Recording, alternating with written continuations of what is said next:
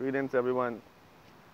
General Seti and young Pharaoh, they've been going hard at the Moorish Science Temple of America. Um, Recently, I noticed that they've been exposing some aspects of their doctrine. I'm not very familiar with the Moorish Science Temple of America, but what I do know is that they follow Prophet Noble Drew Ali.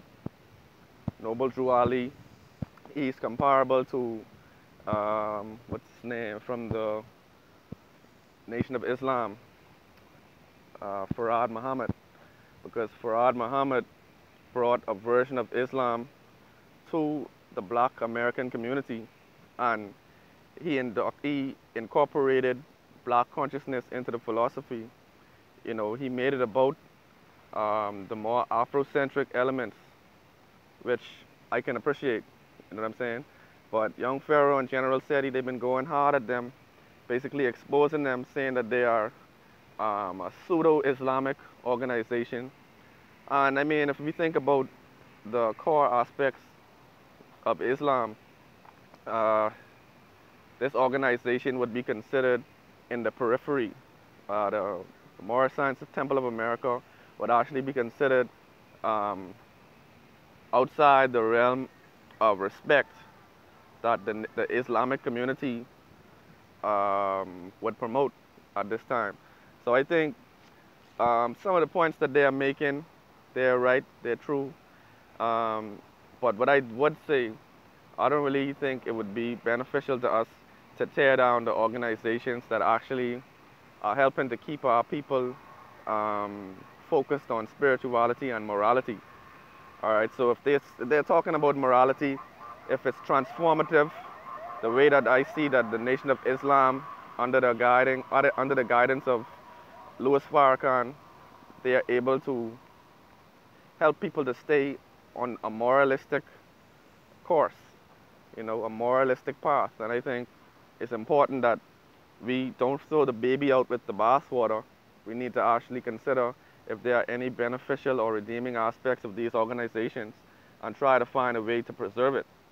But it is good for people who are a part of these organizations, who are indoctrinated, to have an objective view, have the opportunity to look at their own religion from the vantage point of an objective view, in which they can consider the flaws and the benefits of these organizations. So I think it's important that discussions like these take place. I don't think they ever profess themselves to be, I'm speaking about the Moorish Science Temple and the Nation of Islam, they never profess themselves to be the one and only Islamic organizations. They never considered themselves to be higher than any other Islamic organizations. In many cases, you will find that they use aspects of the same Quran. I think they have a Circle 7 Quran in the Moorish Science Temple. But I think that the dialogue has taken on a very petty, um, outlook.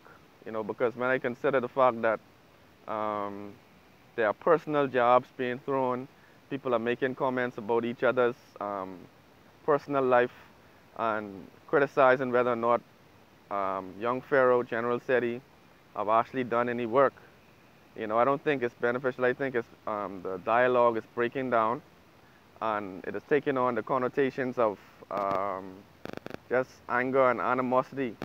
We don't really need to focus on that type of thing, because you will find that there will be a rift in the African community, and we won't be able to actually have a beneficial or constructive conversation. So I would just like for the conversation to be focused more on history and fact rather than personal attacks and jobs, right? But it's good. It's good for us to actually have these types of conversations. So I think the more we have it, the closer we'll be to having a full understanding of spirituality, and perhaps we'll make a full break from these institutions and find ourselves back to the Afrocentric paradigm that our ancestors actually promoted. But just let me know what your thoughts are about the Moorish Science Temple having a back and forth with young Pharaoh and General Seti. Let me know what you think. If you've heard any of the information exchanged between them, what are your thoughts? Maybe you could go and peruse some of the videos and come back, let me know what your thoughts are. But one love.